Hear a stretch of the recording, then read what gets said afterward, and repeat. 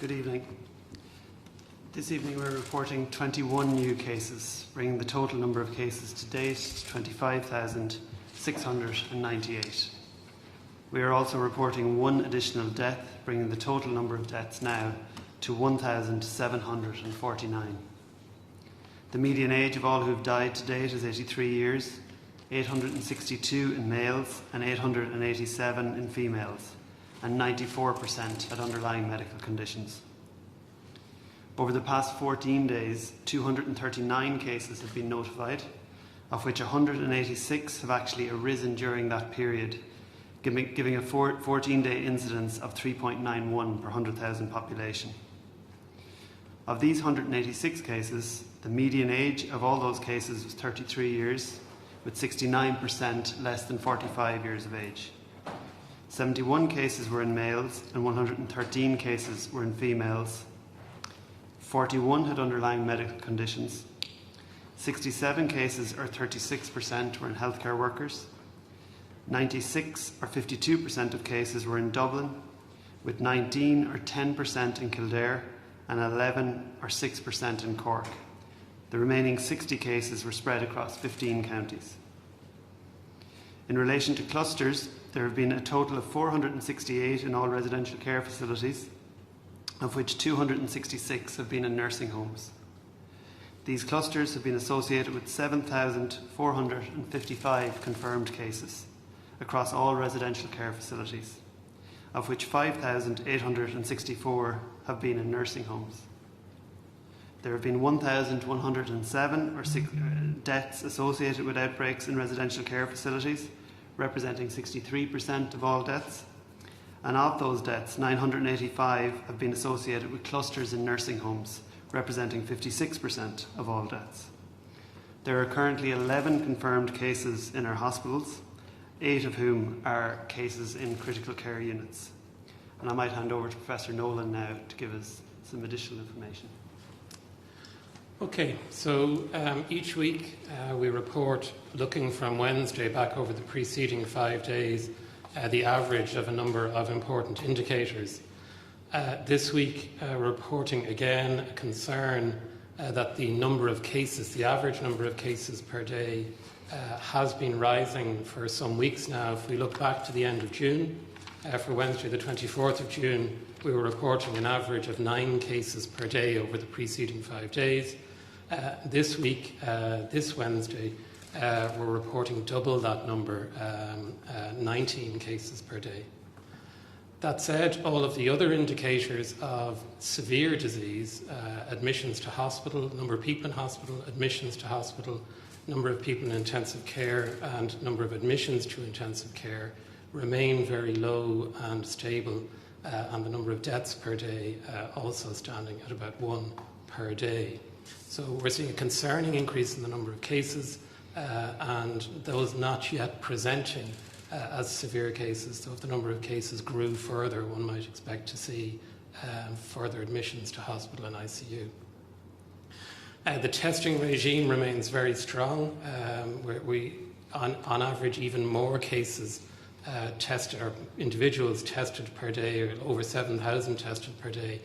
There's a lot of targeted testing going on of contacts and in healthcare workers, but their positivity rate remains very low, so we can be confident that we're detecting whatever disease out there that exists. However, as I've said, the central issue of this presentation is that case numbers are increasing. This is the number of cases per day, a 5-day average over the entire pandemic to date, on a logarithmic scale with 2 measures of incidence, looking at the date the swab was taken and looking at the date the case was confirmed. And you can see that we have, towards the end of June, reached a very low level of the disease indeed, typically reporting 9-10 cases per day. And since late June, that number has increased steadily to the average now of around 20. Equally, if we look at 14-day incidence, 14-day cumulative incidence is a really valuable metric to monitor. It's a very good index of the level of infection in the population. At the peak of the pandemic, that was a little over 200 cases per 100,000 population. It reached a very low level at the end of June and early July, but again is beginning to rise. The mix of cases is important to know. Still, we have about 40% of cases are sporadic, isolated cases that are occurring in households or extended families.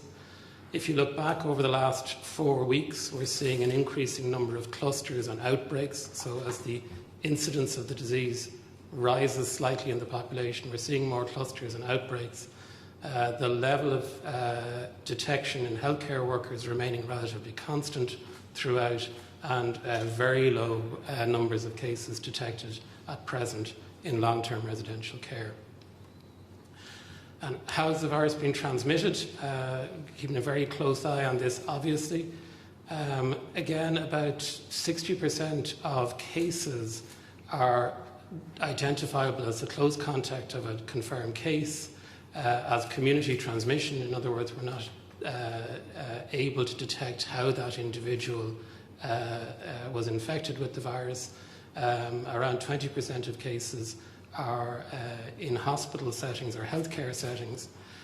And we know that fewer than 1 in 10 cases, fewer than 10% of cases are imported cases. In other words, they're due to travel into the country. But if a case travels into the country, it has the potential to infect other people. So about 1 in 5 cases are travel related. In other words, either imported or infected by somebody who travelled into the country. And then importantly, we've been monitoring for weeks now the reproduction number. We have various ways of estimating the reproduction number.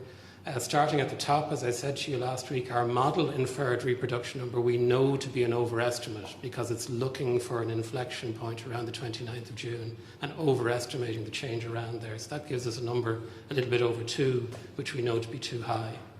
The imperial model is based on the number of deaths, and fortunately the number of deaths remains low, so that's an underestimate. Our best estimates of reproduction number right here and now are that it is above 1, so we're confident, it's not a word I like to use, we know that the reproduction number is above 1. We estimate it had been about 1.2 last week, and our best estimate of it this week is that it's 1.4. As I've said to you before, reproduction number under these circumstances with very low case numbers and some cases occurring in outbreaks and clusters, it's very difficult to accurately estimate the reproduction number. So our best estimate is that it's around 1.4. It could be as high as 1.8. It could be a little bit lower. And the consequences of that, so we're in a position of high uncertainty at the moment. We know the reproduction number is above 1. We don't know how far it is above 1. It could be as high as 1.8. And the consequences of that are really quite significant. So of course we have done model runs of what might happen if the reproduction numbers started to rise after the 29th of June. And this is one such model run. Again, you're looking at the entire pandemic. The model is calibrated to what has already happened. So that's the red line with the large peak. The dots are the actual observed cases. So you can see the model and the observed cases correlate quite well. Even here you can see that towards the end of that dot sequence that the number of cases is beginning to rise. And what the model tells us is you're looking at 3 scenarios. In brown, you're looking at what would happen if the reproduction number rose to 1.2. In yellow, you're looking at what would happen if the reproduction number rose to 1.6. And then 7 weeks later, we reimpose very strict public health measures to bring it back under control again. And the red line is what would happen if the reproduction number rose to 1.8, and again 7 weeks later we had to impose very strict public health measures. Right now there isn't a whole lot of difference between those different model scenarios. We're still at very low case numbers. It hasn't taken off yet. So the model predicts that for an R of 1.2 today we might be seeing 13 cases, whereas for a reproduction number of 1.8 today we would be seeing 30 cases. And we're seeing somewhere in between the two. But again, we're not certain which of those reproduction numbers we're dealing with. If we roll forward to the 10th of August, we see a very significant difference emerge between these three scenarios. So if reproduction number is 1.2, we'll still be seeing 20 or 30 cases a day. However, if reproduction number is 1.8, we could be seeing 150 or 170 cases per day. So we're in an uncertain situation. The one thing we know is that reproduction number is above 1. What we don't know is how far above 1. And that means for the next couple of weeks we're in quite a precarious situation in terms of where this disease will track, and whereas the infections that might be reported next week have already happened, what we do over the next week or 2 weeks will determine where we will go over the subsequent 2 to 4 weeks, and whether we are seeing that kind of red peak with a high reproduction number or something much more manageable like the brown line with a lower reproduction number. So the opportunity is here now to bring the transmission of this disease back under control and the reproduction number back below 1. Thank you. Thanks, Philip. Zara King, Virgin Media News. Dr. Glynn, we're hearing there from Professor Nolan that we're in a position of high uncertainty, that it is quite a precarious situation we find ourselves in now. Given that situation now, in hindsight, do you regret bringing forward some of the measures into phase 3 and reopening the country quicker than perhaps was initially planned based on what we're seeing now 2 weeks on? So I think we are in a precarious position. We're also in an uncertain position. We may well be tracking along okay, but we have gone above 1. It's not surprising that the reproduction number has increased, given that we've eased measures. But what we're saying, and sorry, just to come back specifically to your question, the parameters that we track were all perfectly where we expected and wanted them to be at the point at which we released measures. It's not surprising that we've seen an uptick following on from that. Our actions and our recommendations this week are, to a certain extent, preemptive. We can see that we may be going in the wrong direction. We want to take the opportunity to take action now whilst we can, to pause and to ensure that we don't end up in a situation in a couple of weeks' time where we have 150, 60 cases, which would obviously have very, very negative impacts on our plans to get our children back to school, to resume our healthcare services, and of course to protect the most vulnerable in residential care settings, nursing homes, and all across society. Because what we've seen previously, back in March and April, is that if we allow community transmission to increase with this disease, if we continue to see numbers like this increase, it is only a matter of time before we begin to see cases in those vulnerable groups. And our priority at all times has to be to limit cases, but in particular to protect those groups. Do you think in relation to the pubs, there's been obviously a lot of reaction, a lot of debate and discussion about that urban-rural divide today, and a lot of people saying, is it fair to set the same measures for Dublin as what you would for rural Ireland? At any point did NEFA consider a sort of regional policy on that? I know there's been talk about regional lockdowns or whatever down the line, but just in relation to the specific policy in relation to the reopening of pubs, was that something that was considered at any stage? No. Being clear, it wasn't considered in relation to pubs, but certainly NEFIT as a group over the past couple of weeks, a key part of our work is looking at future policy and looking at the approach that we'll take over the coming weeks and months, and what we're attempting to do is to be more nuanced in our approach, to build on what we've learned over the past number of months in terms of what's safe, what's safer, what's less safe, what we know about symptomatic and asymptomatic transmission, and as part of that, we're looking to see if there are ways in which we can nuance our approach either regionally or nationally. So that's a process that's ongoing. We have a slide there, though, if we can pull it up. So it's just maybe to counter the narrative that this is a Dublin-only issue. This is not a Dublin-only issue. Of course, the majority of cases we've seen to date have been in Dublin because a very significant proportion of our population lives in Dublin and the surrounding region. But you can see from the counties there that have had cases over the past 2 weeks that you could not identify one significant geographic region that doesn't have at least one county in it that hasn't had cases. And there is nothing to say that a case in one county today won't lead to multiple cases or a cluster in a neighbouring county tomorrow. We are a small country, and comparisons with very large countries internationally where they've locked down regions can sometimes be a little bit false. But that said, we are certainly open to a more nuanced approach, and we will continue to look at that over the coming weeks. But to date, we've taken a national approach, and a significant part, I think, of our success to date has been national solidarity and a sense that we are all in this together. And we need to be careful that we don't lose that in any nuance that we might take to our approach over the coming weeks or months. On Monday you spoke about how it would be desirable for mandatory quarantine, but you acknowledged the challenges and difficulties that would be with that. And you also said to international tourists who were here to stay in your hotel and guest house, you said now is not the time to explore Ireland. Then last night you're standing beside the Taoiseach as he announces that he's going to publish a green list on Monday. You're clearly not in favour of tourists coming to Ireland in any capacity right now, so why not say that to Micheál Martin in that moment?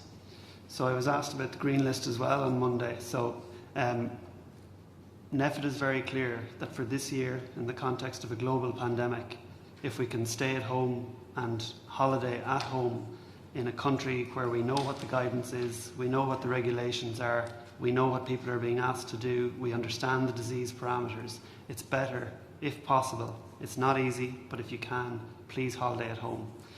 The green list is going to be a small list of countries that have a similar profile to ourselves, that are, in broad terms, as safe as ourselves. And from a public health perspective, we wouldn't have undue concern about someone going to one of those countries and coming back. But from our perspective overall, we're saying for this year, from a public health perspective overall, avoid non-essential travel. Do you accept, though, that that's quite a mixed message that you're sending the public, because you've got one family perhaps who's going to cancel their overseas holiday because they're doing the best they can and they lose their money, and then someone who lives four doors down the road is like, oh, well, I'm going somewhere that's on the green list. I mean, it's just, do you accept that it is actually very confusing for the public? I accept that the message is confusing, but I don't think that NEFID's message is confusing, which is to stay at home for this year.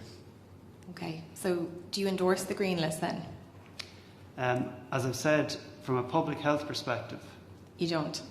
No, from a public health perspective, there is... and again, I haven't seen the list, so we'll have to see. But if a country has a very similar epidemiological profile, if the disease is more or less the same as here, if people take all of the precautions that they need to take, getting there, when they're there, on the way back, and when they come back, then you can't say that there's an additional public health risk in that regard. But the vast majority of countries that people in Ireland would want to go to for non-essential travel do not have a similar epidemiological profile to ourselves. And we'd be very firmly saying, do not go to those countries. Well, just a really quick question in relation to weddings. So obviously after yesterday's announcement, a lot of couples who will have had weddings booked for next week will have thought that they could have had 100 people inside, and now that is not the case. What can you say to those couples, and is there any hope for people later in the year? I would certainly hope that there is hope. We're very conscious of the impact of this on particular groups, and we're very, very aware of the recommendations and what that means for people who are due to get married next week or the week after. But we also have to be clear about what the overarching priorities are in the context of this pandemic. We have got to do everything we can to get children back to school. We have got to get our health services, our screening services, all of our outpatient services back up and running to the greatest extent possible, and to protect the most vulnerable. And they have to be the principles which guide us over the coming weeks. I might hand over to Dr. Henry. Yeah, just to support Dr. Glenn, the advice is clear with the travel, that people shouldn't engage in non-essential travel. And the reason for that, and people will have seen that, is because of the frailty of our position. We shouldn't take the gains we've made for granted. There have been enormous gains to get to this low level of community transmission. And we're speaking for the HSE, we're anxious to get healthcare services up and running again. We have been continuing with our urgent healthcare services, but there are other healthcare services put on hold, and we're anxious to get them together again. We know education is also anxious to get up and running again. And the assumption that those that activity and those resumptions, the assumptions are based on low levels of community transmission. That was very hard fought for, and hence part of those package of measures and restrictions is advising people to only engage in travel for essential reasons. Thank you very much. Thank you. Rob Hanrahan, Joe Larry. Dr. Lane, can I come back to something there? You said you haven't seen the green list. How much input does NEFIT have into compiling those countries that are considered safe to travel? So NEFIT has no input into the green list. So the Department of Health and the doctors here will, in consultation with the ECDC and international data, will compile a list which shows the epidemiological incidence and the trends, and we will, in consultation with colleagues across government, we'll collect information on what's happening in terms of clusters and the direction of disease in different countries. But ultimately, the decisions around the green list will be a matter for government. And have NEFIT provided that information? I'm just thinking in terms of, there's been quite a lot of times where we've presented data and we've been told that certain countries report in different ways. So if NEFIT isn't choosing these countries, how can we be certain that they are similar on an epidemiological level to what we are? So there's an agreed European methodology, which is to look at the 14-day incidence, to look at the trajectory of that incidence, is it going up or down, and then where possible to use a range of qualitative information, so more information that you would have about the country. So we have access to that information through the ECDC, and we'll provide that to government. But ultimately, It hasn't been provided yet. It hasn't been provided yet because it changes every day. So the information will be provided to government at the point closest to when they make those decisions, which I believe will be a cabinet next Monday. Are you satisfied with NEFIT's input into that green list then? Do you think you should have more involvement and more autonomy over it? No, I mean, NEFIT's position in relation to travel has been very clear for many months now, and it's to avoid non-essential travel overseas. If a number of countries across Europe have adopted the approach of a green list, as I've said, from a public health perspective, and I accept that there's mixed messaging around this, but from a public health perspective, having a very, very small number of countries that have an incidence that's similar to ourselves, if someone wants to go there, they can do so safely and return safely, and take all of the measures there that they would take here, then from a public health perspective, we don't have an issue with that. And do you think that the green list will bring down the number of travel-related cases? And 1 in 5 was what Professor Nolan said. Do you think that this will help to limit them, or is it going to cause an increase? So I understand I understand that there is a focus on the green list. From NEFIT's perspective, what we're much more concerned about is the countries that are not on the green list. So the impact of any one country in terms of what happens here shouldn't be overstated. The reality is that we, as I've said, for this year we don't want people living here to go abroad, and particularly not to countries that aren't on the green list. And again, for this year, we don't particularly want people coming here unless it's for essential reasons. Just finally from myself, there's a line from yourself in the press release that said that the cases we report next week have already been seeded, and I think Professor Nolan reiterated that at the end of his presentation. Are you expecting quite a dramatic rise in cases next week, or is it something that we should be expecting come next week? So I think, to paraphrase Professor Nolan again, we're in a time of uncertainty in relation to this disease. So we're not sure what we're going to see next week. The point is that the die is already being cast in relation to the cases that we'll see next week. But what we have control over is the cases that we'll see the week after and the week after that. And so if people take measures now, take the opportunity now to redouble on all of the things that we talk about every time we advise, and then we can control and keep the case numbers down over the coming weeks. Thank you.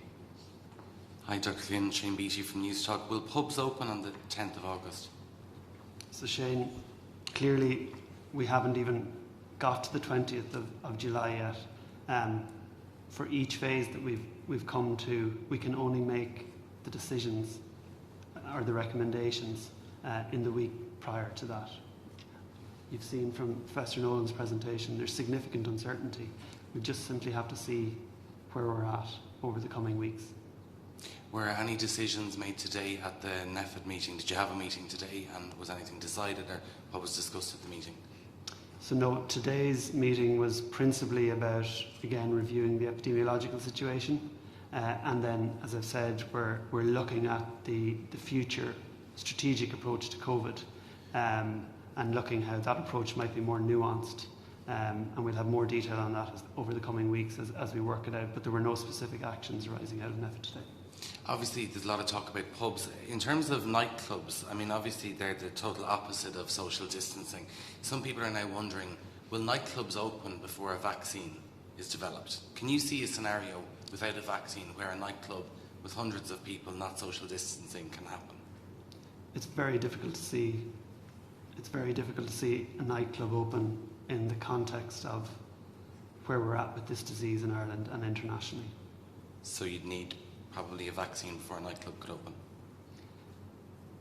I don't want to say that in an absolute sense, but certainly it's hard from a public health perspective to see nightclubs open anytime soon, given where we need to have our priorities, which is on our education system, our healthcare system, and protecting the most vulnerable, and particularly given the experience internationally that we've seen in recent weeks around clusters and increases in cases in regions associated with opening of venues like nightclubs. Maybe could I just add to that, Shane, the greatest protection we have, it's clear we all have learned this, is to get to that lowest possible level of community transmission and to eliminate the virus. That allows us not just to open our healthcare services again the way we would, and education as well, but also all the other social restrictions to ease. But that's predicated on us as extinguishing the virus as much as is possible within the community. So the more we do that, the more license we'll have to ease on all the measures that have been put in place since March the 12th and March the 27th.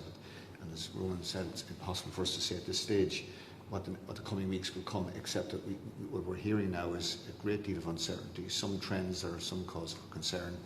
And we know we've learned a hard lesson this way internationally, that if you wait too long to be certain, you're too late. Yeah. And just finally on the issue of travel, I'm sure you've seen this on social media as well. There's an awful lot of people very worried about travel, and there's lots of tweets and comments and people really concerned about it. Do you want to give a message to people to sort of say, relax with your worries a little bit on travel, let's calm down on the fears about travel, that we're in control of travel? What I'd say to people is that the vast majority of cases that we have in this country, the vast majority of cases that have led to the recommendations this week are cases that arose in this country. They arose as a result of contact between people in this country. So it is up to us individually and collectively in this country to control the spread of this disease. So yes, in large, I fully appreciate the focus that has come on to travel in recent weeks, and we're very clear that it is part of the issue, but it is not the dominant issue. The dominant issue ultimately comes back to each and every one of us adopting and continuing to adopt the behaviours that have got us to the place that we're at and that we have been in recent weeks. And it's only through continuing to adopt those behaviours here in this country that we can continue on the positive path that we've been on. Could I add to that? I mean, Twitter is not a great source of epidemiological data, and the hard data is showing us exactly the reasons that the actions were taken. What's really going on here is spread of the disease in congregated settings. So the disease has been transmitted by people congregating. Where the person who passes it on in that congregated setting got it doesn't really matter. What matters is we need to resume the practice of maintaining distance and not gathering indoors. Hi, good evening, Neil Leslie from the Mirror. Just further to that, is it correct to say that none of the cases and clusters that have given rise to the concern this week that led to yesterday's decision, none of those have arisen in pub or restaurant scenarios, is that right? So I'm not aware that any have arisen directly in relation to a restaurant or a pub operating as a restaurant. And we were clear that the decisions we made this week were not based on evidence of cases or clusters in pubs or restaurants in this country, but we have significant evidence of such cases and clusters internationally. And that, combined with the uncertainty around the data, I think we would have been very foolhardy to move forward. But can you understand a lot of people asking how, stopping certain amount of pubs, a lot of which are sort of in a profile of small rural town pubs where everybody knows everybody, that how is that going to have an impact on the spread of the virus through house parties and gatherings, which seems to be what's happening? So I fully appreciate that, and we're very aware of the impact that these recommendations have on often small family-run businesses. But we've also made recommendations in relation to what should happen in private houses. And it's for exactly the same reasons that we recommended not opening the pubs. And it's to come back to Professor Nolan's point, which is that where people are congregating, whether there's alcohol there or not is probably irrelevant, but certainly where people are congregating and not following distancing, hand hygiene, respiratory etiquette, we are seeing clusters, whether that's in a private home or whether it's in a social setting. Yeah, there was some discussion in the Dáil about seeking advice from NEFIT, I think today, about could those pubs that don't serve food, why could they not operate on the basis, the rather successful basis that the restaurant trade and the pubs that serve food have operated on? Given you're kind of almost giving your blessing for people to travel abroad and go to countries where they may go in and have a drink in a bar, but they can't do that in their local town. Could you see yourself giving advice that would allow those kind of businesses to open alongside the ones that serve food in a safe manner on August the 10th particularly?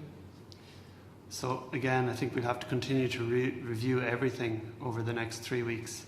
But again, we've been very clear. NEFIT has never to date recommended that pubs reopen.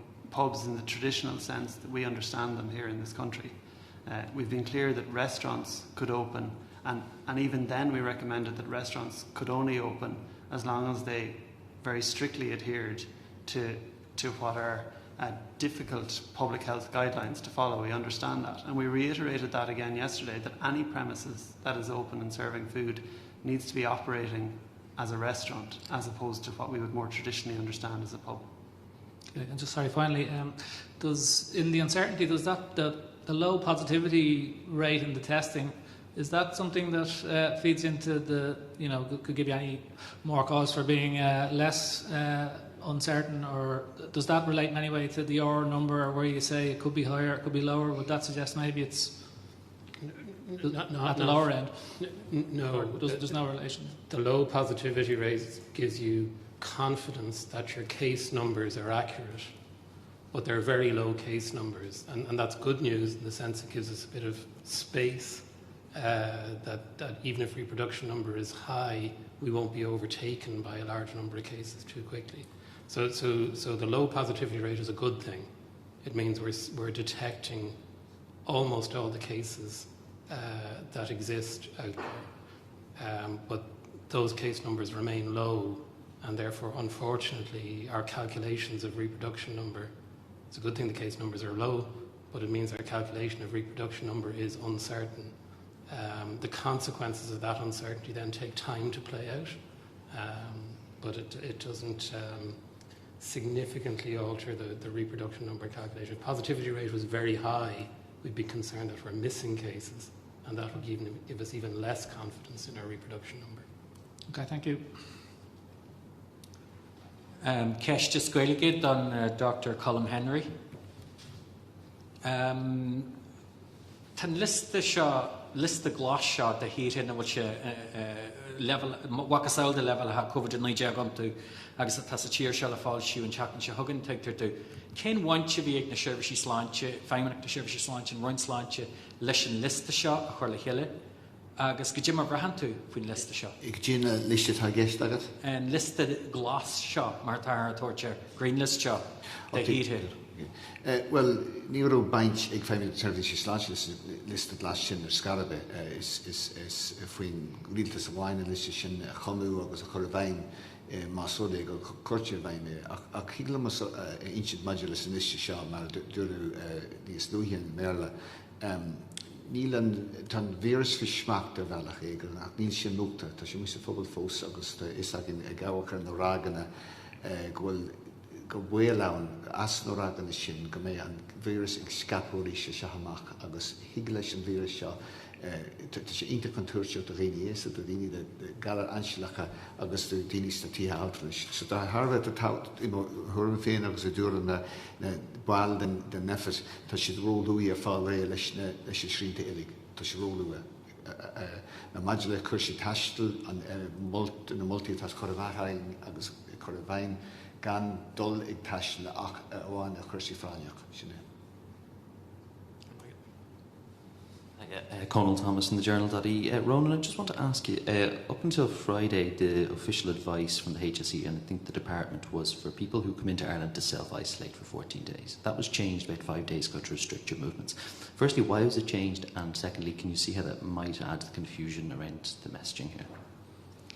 So it was changed to be more reflective of what we advise for close contacts here in this country, which is to restrict movement. So effectively we tell people who have symptoms to self-isolate, which is effectively to stay in your room, whereas we tell close contacts to stay at home. And so basically we just changed the advice so that people coming into the country were asked to stay at home, effectively limit their movements. So essentially people coming into the country be treated like close contacts. It's the same kind of policy, is that right? Yeah. But it would confuse people a little bit that was only changed 5 days ago, would it? So I guess it's been a part of this throughout, is that things change on a regular basis, and that's the purpose, I guess, of having these regular press conferences, that we try to explain them. But hopefully it's clear now. If you come into this country, we're asking you to stay at home or stay in your hotel room for 14 days. Just in terms of socialisation, this goes for everyone in the country, obviously. You would obviously favour people limiting the number of social contacts they have, right? That's going to be in place for some time. Instead of, say, people going out and meeting 15 to 20 people 2-3 times a week, would you favour, say, people having a list of people that they may meet up with 2-3 times a week and limit that number? From a public health perspective, that's preferable, because if you meet the same 2 or 3 people each time, or the same 5 or 6 people each time, it means that it's the same 5 or 6 people that are at risk. So if any one of you has the disease, it's the same 5 or 6 people that are at risk. Do you have a number then